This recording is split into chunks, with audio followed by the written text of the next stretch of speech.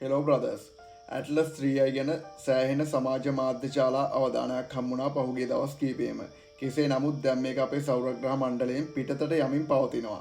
Atlas 3i කියන්නේ ඔව්වමුවා AI බොරිසෝවා 2i වලට පස්සේ අපේ සෞරග්‍රහ මණ්ඩලය හරහා ගමන් කරපු තුන්වන අන්තර් තාරකා අභ්‍යවකාශ වස්තුව. මේක 2025 ජූලි මාසයේ නිරීක්ෂණය කර තිබුණා මුලින්ම. විද්‍යාඥයන් විවිධ දුරේක්ෂ භාවිතා කරමින් එහි අධිබල ගමන් මාර්ගය සහ ඉතා වේගවත් චලිතය සොයා බැලුවා. හබල් ජේම්ස් විශාල දුරේක්ෂ මෙන්ම වෙනත් උපකරණ භාවිතයනුත් මේ ගැන හෙව්වා.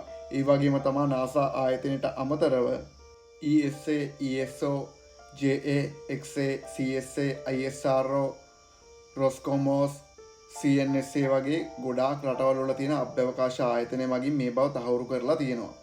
ඉතින් ඒ වගේම තමා ආතර් සී ක්ලාග්ගේ පොත් කියපු ගොඩ දෙනෙක්ගේ ඔළුවට එන්න ඇති අභ්‍යවකාශ චාරිකාව වගේ කතන්දර.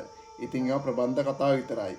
දැනට අපිට තියෙන තොරතුරු වලට අනුව මේක නිකම්ම නිකන් අන්තර් අභ්‍යවකාශ ධූමකේතුවක් විතරයි. 3i ඇට්ලස් කිසිදු සෞරග්‍රහ මණ්ඩල ග්‍රහලෝකයක් සමග සම්බන්ධ නොවී අපගේ සෞරග්‍රහ මණ්ඩල පද්ධතියෙන් බැහැරෙන් තමා ආවේ. ඒ කියන්නේ මේක වෙනත් තාරකා මණ්ඩලයක සිට තමා පැමිණලා තියෙන්නේ. ඇත්තෙන්ම මෙහි විශේෂම දේ තමා එහි වයස. ඇස්සමේන්තු විදිහට වසර බිලියන 12ක් පමණ ඒක පැරණි.